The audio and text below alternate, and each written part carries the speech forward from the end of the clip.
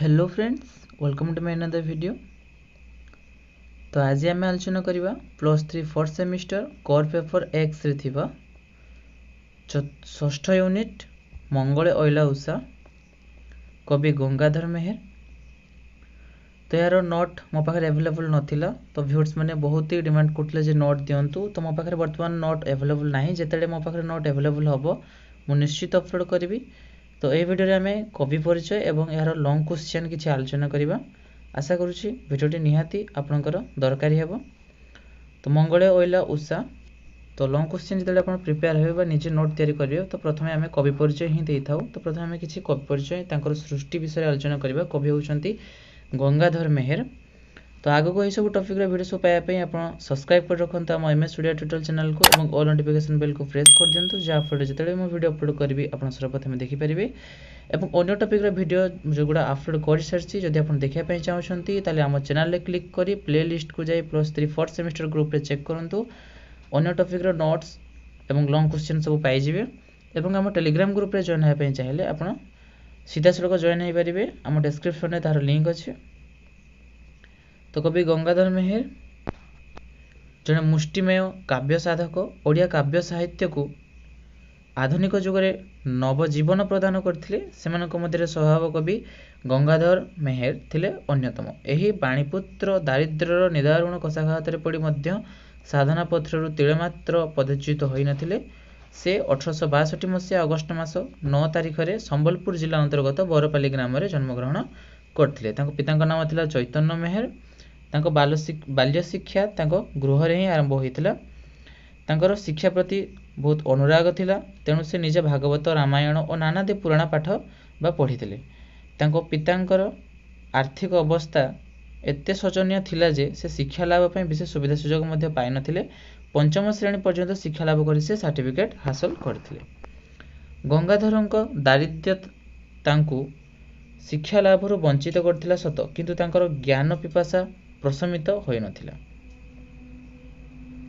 तेणु से प्राचीन साहित्य और संस्कृत साहित्य को आयत्त कर समर्थ होते। ओडिया साहित्य और संस्कृत साहित्य व्यतीत बंगाला और हिंदी साहित्य रे तांकर गभीर अनुशीलन थिला। अभाव और अनटन सहित नाना घात प्रतिघात गति करी सुधा से ओडिया साहित्य को तपस्विनी, प्रणय बल्लरी, इंदुमती, उत्कल लक्ष्मी, अर्घथाली, अहल्यास्तव, पद्मिनी यह बात मध्य तांकर जो प्रबंध आमर रही श्री नृपराज सिंह यह कि पृथ्वीर शब्द, कुमार जन्मोत्सव और भक्ति उपचार ए दुईटी हूँ खंडकाव्य। ठीक अच्छे। तो यही से तांको सृष्टि को रुद्धिमत करछंती, ओडिया साहित्य को अनुदान करछंती। एथिरे वाल्मीकि ऋषि आश्रम रे प्रभात कालीन प्रकृति वर्णना कराई कोटरे आमर जो मंगले ओइला उषा एटा कोठु आछि आमर तपस्विनी काव्य रु एटा गृहीत होईछि। तबे हमें डायरेक्ट क्वेश्चन को ही जीवा। प्रश्न पठित कविता अनुसार वाल्मीकि आश्रम प्रभात कालीन प्राकृतिक सौंदर्य वर्णना कर, अथवा वाल्मीकि आश्रम प्रभात कालीन दृश्य कवि लेखनी रे किपरि रसपूर्ण और जीवंत होई पारिछि आलोचना कर। किंबा आमर जो और दुईटी प्रश्न मध्य अछि उषार आगमन रे वाल्मीकि आश्रम प्रकृति किपरि अपूर्व शोभा धारण करिछि ता पठित कविता आधार आलोचना कर, अथवा आश्रम प्रातः कालीन पवित्र वातावरण तथा प्राकृतिक शोभा अत्यंत हृदयस्पर्शी आलोचना कर। प्रकृति कवि बा स्वभाव कवि गंगाधर मेहर आधुनिक ओडिया साहित्य जगत रे जने अनन्य प्रतिभार श्रेष्ठ सारस्वत शिल्पी भाव में सुपरिचित अछंती बा अटंती। तांकर रचित तपस्विनी काव्यर चतुर्थ स्वर्ग संगृहित मंगले ओइला उषा नामक कविता एठर कवि वाल्मीकि आश्रम प्रभात कालीन प्राकृतिक सभा को जीवंत भाव में उपस्थापना करा जायछि। मंगलमयी उषा देवी शुभ स्पर्श पाई महर्षि वाल्मीकि आश्रम प्रकृति जीवंत हो उठी। कवि कहिछंती मंगले ओइला उषा विकच राजीव दृशा, जानकी दर्शन तृष्णा हृदय बही, करपल्लवे निराह निहार, मुक्ता धरी उपहार, सतींक बास बाहार प्रांगणे रही, कलकंठ कंठे कहिला दर्शन दिन सती दर्शन दिय सती राति पाहिला। सूर्योदयर प्रतीक सही उषादेवी स्पर्श पाइबा मात्रे विकसित हो उठिचंती सूर्यप्रिया କମଳକୂଳ। ପଲ୍ଲବ ପରି ପତିତ ଶିଶୁର ବିନ୍ଦୁରାଜି ସୃଷ୍ଟି କରିଛି ମୁକ୍ତାର ଭ୍ରମ। ବୃକ୍ଷ ଗହଳରୁ ଭାସି ଆସୁଥିବା କୋକିଳର ସୁମଧୁର କୁହୁତାନ ଆଶ୍ରମବାସୀଙ୍କୁ ସତେ ଯେପରି ରାତ୍ରି ପାହିଯିବାର ସୂଚନା ପ୍ରଦାନ କରୁଛି। ଉଷା ଗମନର ଅରୁଣିମା ଲାଲ ରଙ୍ଗର ପାଟବସ୍ତ୍ର ପରିଧାନ କରିବାର ଭ୍ରମ ସୃଷ୍ଟି ରଖିଛି। ବିକଶିତ କୁସୁମର ଆଭାରେ ସତେ ଯେପରି ମହର୍ଷିଙ୍କ ଆଶ୍ରମ ପ୍ରଶାନ୍ତ ରୂପ ଧାରଣ କରିଛି ବୋଲି ପ୍ରତୀୟମାନ ହୋଇଛି। ମଧୁଲବ୍ଧ ଭ୍ରମର ତାର ଗୁଣୁଗୁଣୁ ଗୁଞ୍ଜନରେ ସତେ ଯେପରି ବୀଣା ବାଦନ କରିଚାଲିଛି। ସେହି ବାଦ୍ୟର ତାଳେ ତାଳେ ପ୍ରାତଃକାଳୀନ ମନ୍ଦ ସମୀର ସଙ୍ଗୀତ ଗାନ କରିବା ସହ ସୁରଭିର ପ୍ରମର ନୃତ୍ୟରେ ଆଶ୍ରମର ପରିବେଶ ରଙ୍ଗମଞ୍ଚ ପରି ପ୍ରତୀୟମାନ ହୋଇଛି। ସେହି କମନୀୟ ପରିବେଶକୁ ଅଧିକ ଆକର୍ଷଣୀୟ କରି କୋଇଲି ଓ କଜଳପାତି ପ୍ରଭୃତି ପକ୍ଷୀମାନଙ୍କର ପ୍ରାଭାତିକ କାକଳି ଭାସି ଯାଇଛି। ସତେ ଯେପରି ସେମାନେ ଆଶ୍ରମବାସୀଙ୍କୁ ରାତ୍ରି ପାହିଯିବାର ସୂଚନା ପ୍ରଦାନ କରୁଛନ୍ତି। ଆଶ୍ରମର ଏହି ଅବର୍ଣ୍ଣନୀୟ ପ୍ରାକୃତିକ ସୌନ୍ଦର୍ଯ୍ୟକୁ ଦେଖି କବି କଣ୍ଠରୁ ଝରି ଆସିଛି ସମୀର ସଙ୍ଗୀତ ଗାଏ ଭ୍ରମଣ ବୀଣା ବଜାଏ ସୁରଭି ନର୍ତ୍ତନେ ଥାଏ ଉଷା ନିର୍ଦ୍ଦେଶେ କୁମ୍ଭାଟୁଆ ହୋଇ ଭାଟ ଆରମ୍ଭିଲା ସ୍ତବ ପାଠ କଳିଙ୍ଗ ଅଇଲା ପାଟ ମାଗଧ ବେଶେ। ଆଶ୍ରମର ପ୍ରାତଃକାଳୀନ କମନୀୟ ମାଧୁର୍ଯ୍ୟମୟ ପରିବେଶ ମୁନି ମୁଖ ନିଃସୃତ ବେଦଧ୍ୱନିରେ ହୋଇ ଉଠିଛି ଅତ୍ୟନ୍ତ ଆକର୍ଷଣୀୟ। ସେମାନଙ୍କର ଉଚ୍ଚ ଓଁକାର ଧ୍ୱନିରେ ପରିପୂର୍ଣ୍ଣ ହୋଇ ଉଠିଛି ଶ୍ୟାମଳ ବନଭୂମି। ମନ୍ତ୍ର ବଳରେ ଶକ୍ତି ବୁଦ୍ଧି ହେବା ପରି କ୍ରମଶଃ ବନଭୂମି ଉଜ୍ଜ୍ୱଳ ହୋଇ ଉଠିଛି। ତେଣୁ କବି ଗାଇଛନ୍ତି ବେଣୁବେଳ ବନ ଉଜ୍ଜ୍ୱଳ ମନ୍ତ୍ର ବଳେ ଯେହ୍ନେ ବଢ଼ି ଆସିଲା ବଳ। କବିଙ୍କ କଳ୍ପନା ନେତ୍ରରେ ଆଶ୍ରମର ପ୍ରାତଃକାଳୀନ ପ୍ରକୃତି ଜଡ଼ ନୁହେଁ ଜୀବନ୍ତ। ପରବର୍ତ୍ତୀ ପ୍ରଶ୍ନ ଆମେ ଦେଖିବା ପଠିତ କବିତାରୁ କବିଙ୍କର ପ୍ରକୃତି ଚିତ୍ରଣର ବିଶେଷତ୍ୱ ଲେଖ। ଓଡ଼ିଆ କାବ୍ୟ ଜଗତର ଅନ୍ୟତମ ବରିଷ୍ଠ ସାଧକ ଥିଲେ ସ୍ୱଭାବ କବି ଗଙ୍ଗାଧର। ଜଡ଼ ପ୍ରକୃତିରେ ପ୍ରାଣସତ୍ତା ଭରିଦେଇ ତାକୁ ଜୀବନ୍ତ ଭାବରେ ରୂପାୟିତ କରିବାରେ ତାଙ୍କର ଥିଲା ଅପୂର୍ବ ଦକ୍ଷତା। ଇନ୍ଦୁମତୀ, ପ୍ରଣୟବଲ୍ଲରୀ, କୀଚକବଧ ପ୍ରଭୃତି କାବ୍ୟ ତାଙ୍କ ଅନନ୍ୟ ପ୍ରତିଭାର ହୋଇଛି ଉଦ୍ଭାସିତ। ତପସ୍ୱିନୀ କାବ୍ୟର ଚତୁର୍ଥ ସର୍ଗରୁ ସଂଗୃହୀତ ମଙ୍ଗଳେ ଅଇଲା ଉଷା କବିତାରେ କବି ମହର୍ଷି ବାଲ୍ମୀକିଙ୍କ ଆଶ୍ରମର ପ୍ରାକୃତିକ ସଭାକୁ ଜୀବନ୍ତ ଭାବରେ ଉପସ୍ଥାପନ କରିଛନ୍ତି। ପ୍ରକୃତି କବି ପ୍ରକୃତି ଉପରେ ମାନବତ୍ୱ ଆରୋପ କରିବା ସହ ତା ମଧ୍ୟରେ ଭରି ଦେଇଛନ୍ତି ମାନବୀୟ ସମ୍ବେଦନଶୀଳତା। ଦେବୀ ସୀତା ମହର୍ଷି ବାଲ୍ମୀକିଙ୍କ ଆଶ୍ରମରେ ନିର୍ବାସିତା ଭାବେ ଜୀବନଯାପନ କରୁଥିବା ବେଳେ ରାତି ଅତିକ୍ରାନ୍ତ ହୋଇ ପ୍ରବେଶ କରିଛି ଉଷାକାଳ। କବି ଉଷାକାଳ ଉପରେ ମାନବତ୍ୱ ଆରୋପ କରି ତାଙ୍କୁ ଉଷାଦେବୀ ରୂପରେ କଳ୍ପନା କରିছে, ଯିଏ ତାଙ୍କ ବିକଶିତ ପଦ୍ମନେତ୍ରରେ ଜାନକୀଙ୍କୁ ଦର୍ଶନ କରିବାର ବ୍ୟାକୁଳତା ବହନ କରି ବାଲ୍ମୀକିଙ୍କ ଆଶ୍ରମ ପ୍ରାଙ୍ଗଣରେ ଉପସ୍ଥିତ ହୋଇଛନ୍ତି। ସତୀଙ୍କୁ ଉପହାର ଦେବା ନିମନ୍ତେ ସ୍ୱୀୟ କରପଲ୍ଲବରେ ଆଣିଛନ୍ତି ନୀହାର ରୂପକ ମୁକ୍ତା। ସତୀଙ୍କୁ ରାତି ପାହିବାର ସୂଚନା ଦେବାକୁ କଳ କଣ୍ଠ କଣ୍ଠରେ ଗାଇଛନ୍ତି ମଙ୍ଗଳେ ଅଇଲା ଉଷା ବିକଚ ରାଜୀବ ଦୃଶା ଜାନକୀ ଦର୍ଶନ ତୃଷ୍ଣା ହୃଦୟ ବହି କରପଲ୍ଲବେ ନୀହାର ମୁକ୍ତା ଧରି ଉପହାର ସତୀଙ୍କ ବାସ ବାହାର ପ୍ରାଙ୍ଗଣେ ରହି। କଳକଣ୍ଠ କଣ୍ଠେ କହିଲା ଦରଶନ ଦିଅ ସତୀ ରାତି ପାହିଲା। କବି ଉଷାଦେବୀଙ୍କୁ ସ୍ୱର୍ଗରୁ ମର୍ତ୍ତ୍ୟଭୂମିକୁ ଆଗମନ କରିବାର ଯୋଗେଶ୍ୱରୀ ରୂପେ ଚିତ୍ରଣ କରିଛନ୍ତି। ଲାଲ ରଙ୍ଗର ପାଟବସ୍ତ୍ର ପରିଧାନ କରିଥିବା ବିକଶିତ କୁସୁମକାନ୍ତିରେ ସୁଭସିତ ତଥା ପ୍ରଶାନ୍ତ ରୂପା ସେହି ଯୋଗେଶ୍ୱରୀ ସତୀ ସୀତାଙ୍କ ଦୁଃଖ ଦୂର କରି ନବଜୀବନ ପ୍ରଦାନ କରିବା ନିମନ୍ତେ ତାଙ୍କୁ ଆଶ୍ୱାସନାର ବୀଣା ଶୁଣାଇ ଡାକୁଥିବା ବେଳେ କବି ଗାଇଛନ୍ତି ଅରୁଣ କଷାୟ ବାସ କୁସୁମ କ୍ରାନ୍ତି ବିକାଶ ପ୍ରଶାନ୍ତ ରୂପ ବିଶ୍ୱାସ ଦିଅନ୍ତି ମନେ କେଉଁ ଯୋଗେଶ୍ୱରୀ ଆସି ମଧୁର ଭାଷେ ଆଶ୍ୱାସୀ ଡାକୁଛନ୍ତି ଦୁଃଖ ରାଶି ଉପଶମନେ। ଉଷାଦେବୀଙ୍କ ନିର୍ଦ୍ଦେଶରେ ସତୀ ସୀତାଙ୍କୁ ସ୍ୱାଗତ କରିବା ପାଇଁ ପ୍ରକୃତି ରାଣୀ ଆଗେଇ ଆସିଛନ୍ତି। ମୃଦୁମନ୍ତ ସମୀର ସଙ୍ଗୀତ ଗାନ କରିଛି। ଭ୍ରମର ବାଣୀ ବାଦନ କରିବା ସହ ସୁରଭି କରିଛି ନୃତ୍ୟ ପରିବେଷଣ।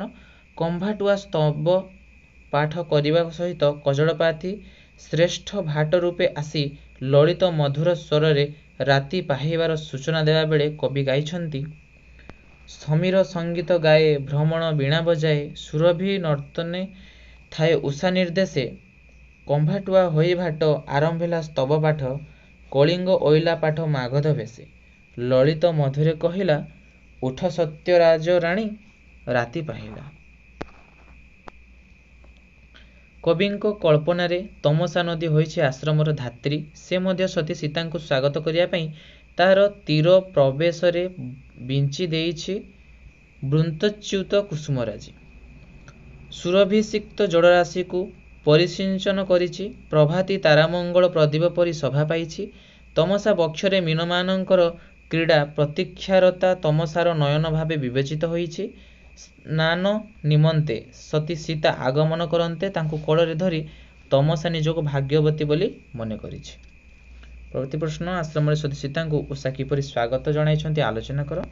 ଦେବୀ ସୀତାଙ୍କ ପାଇଁ ଉଷା ଦେବୀ କରିଥିବା ରାଜକୀୟ ସ୍ୱାଗତ ସମ୍ବର୍ଦ୍ଧନା ଆୟୋଜନ ସମ୍ପର୍କରେ ବର୍ଣ୍ଣନା କର, ଅଥବା ମହର୍ଷି ବାଲ୍ମୀକିଙ୍କ ଆଶ୍ରମରେ ସତୀ ସୀତାଙ୍କୁ ଉଷା ଦେବୀ କିପରି ସ୍ୱାଗତ ଜଣାଇଛନ୍ତି ପଠିତ କବିତା ମାଧ୍ୟମରେ ଆଲୋଚନା କର। ପ୍ରକୃତିର ପୂଜାରୀ ସ୍ୱଭାବ କବି ଗଙ୍ଗାଧର ମେହେର ଓଡ଼ିଆ ସାହିତ୍ୟରେ ଥିଲେ ଜଣେ ଅସାଧାରଣ ସୃଜନୀ ଶକ୍ତିର ଅଧିକାରୀ, ଶ୍ରେଷ୍ଠ ସାରସ୍ୱତ ସ୍ରଷ୍ଟା। ତାଙ୍କ ଅମୃତ ସୃଷ୍ଟି ତପସ୍ୱିନୀ କାବ୍ୟର ଚତୁର୍ଥ ସ୍ୱର୍ଗରୁ ସଂଗୃହୀତ ମଙ୍ଗଳେ ଅଇଲା ଉଷା କବିତାରେ କବି ବାଲ୍ମୀକିଙ୍କ ଆଶ୍ରମରେ ଅବସ୍ଥାନ କରିଥିବା ସତୀ ସୀତାଙ୍କୁ ଅଭିନନ୍ଦନ ଜ୍ଞାପନ ନିମନ୍ତେ ଉଷା ଦେବୀ କରିଥିବା ଆୟୋଜନ ସମ୍ପର୍କରେ ବର୍ଣ୍ଣନା କରିଛନ୍ତି। ଅଯୋଧ୍ୟାର ରାଜଲକ୍ଷ୍ମୀ ସତୀ ରାଜ୍ୟରାଣୀ ଦେବୀ ସୀତା ଶ୍ରୀରାମଚନ୍ଦ୍ରଙ୍କ ଦ୍ୱାରା ନିର୍ବାସିତ ହୋଇ ମହର୍ଷି ବାଲ୍ମୀକିଙ୍କ ଆଶ୍ରମରେ ଅବସ୍ଥାନ କରିଛନ୍ତି। ସାମାଜିକ ବିଧି ବ୍ୟବସ୍ଥା ଅନୁସାରେ ସେ ଅଯୋଧ୍ୟାରେ ଥିଲେ ପୁରବାସୀ ତାଙ୍କୁ ଦର୍ଶନ କରି ସ୍ୱାଗତ ସମ୍ବର୍ଦ୍ଧନା ଜ୍ଞାପନ କରିଥାନ୍ତେ, କିନ୍ତୁ ସେ ବାଲ୍ମୀକିଙ୍କ ଆଶ୍ରମରେ ଅବସ୍ଥାନ କରିଥିବାରୁ କବିଙ୍କ କଳ୍ପନା ନେତ୍ରରେ ପ୍ରକୃତି ତାଙ୍କୁ ରାଜକୀୟ ଅଭିନନ୍ଦନ ଜ୍ଞାପନ ନିମନ୍ତେ ଆଗେଇ ଆସିଛି। କାରଣ ପ୍ରକୃତି କବିଙ୍କ ଦୃଷ୍ଟିରେ ପ୍ରକୃତି ଜଡ଼ ନୁହେଁ, ଜୀବନ୍ତ। ତାହାର ମଧ୍ୟ ଅଛି ମାନବୀୟ ସମ୍ବେଦନଶୀଳତା। ଦେବୀ ସୀତାଙ୍କୁ ସ୍ୱାଗତ ଜଣାଇବା ପାଇଁ ଉଷାକାଳ ଦେବୀ ରୂପରେ ଆଗମନ କରିଛନ୍ତି। ତାଙ୍କର ବିକଶିତ ପଦ୍ମ ନେତ୍ରରେ ସତୀ ସୀତାଙ୍କୁ ଦର୍ଶନ କରିବାର ଉତ୍କଣ୍ଠା ନେଇ ସେ ମହର୍ଷି ବାଲ୍ମୀକିଙ୍କ ଆଶ୍ରମରେ ଉପସ୍ଥିତ ହୋଇଛନ୍ତି। ଉପହାର ନିମନ୍ତେ ତାଙ୍କର କରପଲ୍ଲବରେ ନୀହାର ମୁକ୍ତା ଧରି ସତୀ ସୀତାଙ୍କ ଶୟନକକ୍ଷରେ ବାହାର ଅଗଣାରେ ଅପେକ୍ଷା କରିଛନ୍ତି। କୋକିଳର ସୁଲଳିତ କଣ୍ଠରେ ତାଙ୍କୁ ରାତ୍ରି ପାହିବାର ସୂଚନା ଦେଇ ଦର୍ଶନ ଦେବା ନିମନ୍ତେ ଅନୁରୋଧ କଲାବେଳେ କବି ଗାଇଛନ୍ତି, ମଙ୍ଗଳେ ଅଇଲା ଉଷା ବିକଚ ରାଜୀବ ଦୃଶା, ଜାନକୀ ଦର୍ଶନ ତୃଷା ହୃଦୟ ବହି, କରପଲ୍ଲବେ ନୀହାର ମୁକ୍ତା ଧରି ଉପହାର, ସୀତାଙ୍କ ବାସ ବାହାର ପ୍ରାଙ୍ଗଣେ ରହି। କଳକଣ୍ଠ କଣ୍ଠେ କହିଲା, ଦର୍ଶନ ଦିଅ ସତୀ ରାତି ପାହିଲା। ନୃତ୍ୟ, ଗୀତ, ସ୍ତବ, ସ୍ତୁତି ପାଠ ପ୍ରଭୃତି ରାଜକୀୟ ମର୍ଯ୍ୟାଦାର ନିଦର୍ଶନ ରାଜରାଣୀଙ୍କୁ ଏହି ରାଜକୀୟ ମର୍ଯ୍ୟାଦା ପ୍ରଦାନରେ କାପନ୍ୟ କରିନାହାନ୍ତି ଉଷା ଦେବୀ। ପ୍ରାକୃତିକ ସମ୍ଭାରରେ ଆୟୋଜନ କରିଛନ୍ତି ସ୍ୱାଗତ ସମାହାର। ଉଷା ଦେବୀଙ୍କ ନିର୍ଦ୍ଦେଶରେ ସମୀର ସଙ୍ଗୀତ ଗାନ କରିଛି ବାଣୀ, ବାଦନ କରିଛି ଭ୍ରମର। ସମୀରର ସଙ୍ଗୀତ ତାଳେ ତାଳେ ନୃତ୍ୟ ପରିବେଷଣ କରିଛି ସୁରଭି। କମ୍ଭାଟୁଆ ଭାଟ ହୋଇ ସ୍ତବ ପାଠ କରିଛି। କଜଳପାତି ଶ୍ରେଷ୍ଠ ଭାଟ ରୂପେ ଆସି ସତୀ ରାଜ୍ୟରାଣୀ ସୀତାଙ୍କୁ ଶଯ୍ୟାତ୍ୟାଗ ପାଇଁ ଅନୁରୋଧ କଲାବେଳେ କବି ଗାଇଛନ୍ତି, ସମୀର ସଙ୍ଗୀତ ଗାଏ ଭ୍ରମଣ ବୀଣା ବଜାଏ, ସୁରଭି ନର୍ତ୍ତନେ ଥାଏ ଉଷା ନିର୍ଦ୍ଦେଶେ। କମ୍ଭାଟୁଆ ହୋଇ ଭାଟ ଆରମ୍ଭିଲା ସ୍ତବ ପାଠ, କଳିଙ୍ଗ ଅଇଲା ପାଠ ମାଗଧ ବେଶେ। ଲଳିତ ମଧୁରେ କହିଲା, ଉଠ ସତ୍ୟରାଜ ରାଣୀ ରାତି ପାହିଲା। ପ୍ରକୃତି ପ୍ରାଣରେ ମାନବୀୟ ସମ୍ବେଦନଶୀଳ ଭରିଦେଇ ତାକୁ ଜୀବନ୍ତ ଭାବରେ ବର୍ଣ୍ଣନା କରିବାରେ କେବଳ ପ୍ରକୃତି କବିଙ୍କ ପକ୍ଷେ ସମ୍ଭବ। କବି ଗଙ୍ଗାଧରଙ୍କ ଲେଖନୀରେ ପ୍ରକୃତି ମାନବ ପରି ସମ୍ବେଦନଶୀଳ ପଠିତ କବିତାକୁ ଆଧାର କରି ଆଲୋଚନା କର, ଅଥବା ପ୍ରକୃତିକୁ ମାନବୀୟ ଚରିତ୍ର ଭଳି ସମ୍ବେଦନଶୀଳ କରି ଗଢ଼ି ତୋଳିବାରେ କବି ଗଙ୍ଗାଧରଙ୍କ ଲେଖନୀ କେତେଦୂର ସମର୍ଥ ହୋଇପାରିଛି ଆଲୋଚନା କର। ସ୍ୱଭାବ କବି ଗଙ୍ଗାଧର ମେହେର ଥିଲେ ଓଡ଼ିଆ କାବ୍ୟ ସାହିତ୍ୟର ଏକ ଅମ୍ଳାନ ପ୍ରତିଭା। ତାଙ୍କ ସାରସ୍ୱତ, ପ୍ରତିଭାସିକ୍ତ ଇନ୍ଦୁମତୀ, ପ୍ରଣୟବଲ୍ଲରୀ, କୀଚକବଧ ପ୍ରଭୃତି କାବ୍ୟରାଜି ଓଡ଼ିଆ ବାଣୀଭଣ୍ଡାରକୁ କରିଛି ସୁସମୃଦ୍ଧ। ତପସ୍ୱିନୀ କାବ୍ୟର ଚତୁର୍ଥ ସ୍ୱର୍ଗରୁ ସଂଗୃହୀତ ମଙ୍ଗଳେ ଅଇଲା ଉଷା କବିତାର କବି ପ୍ରକୃତି ଉପରେ ମାନବତ୍ୱ ଆରୋପ କରିବା ସହ ତା ହୃଦୟରେ ଭରିଦେଇଛି ମାନବୀୟ ସମ୍ବେଦନଶୀଳ। କବି ପ୍ରକୃତି ଉପରେ ମାନବକୁ ଆରୋପ କରିଛନ୍ତି। ଉଷାକାଳ ହୋଇଛି ଉଷା ଦେବୀ ବିକଶିତ ପଦ୍ମ ତାଙ୍କ ପ୍ରେମ ଯୁଗଳ ସେହି ନେତ୍ରରେ ବାଲ୍ମୀକିଙ୍କ ଆଶ୍ରମରେ ଅବସ୍ଥାନ କରୁଥିବା ନିର୍ବାସିତ ସତୀ ସୀତାଙ୍କୁ ଦର୍ଶନ କରିବାକୁ ଉଷା ଦେବୀ ବ୍ୟାକୁଳ ହୋଇ ଉଠିଛନ୍ତି। ଉପହାର ଦେବା ନିମନ୍ତେ ନିଜର କରପଲ୍ଲବରେ ନିହାର ରୂପକ ମୁକ୍ତା ଧରି ଆଶ୍ରମ ପ୍ରାଙ୍ଗଣରେ ଉପସ୍ଥିତ ହୋଇ କଳକଣ୍ଠର କଣ୍ଠରେ ଗାଇଛନ୍ତି ଦର୍ଶନ ଦିଅ ସତୀ ରାତି ପାହିଲା।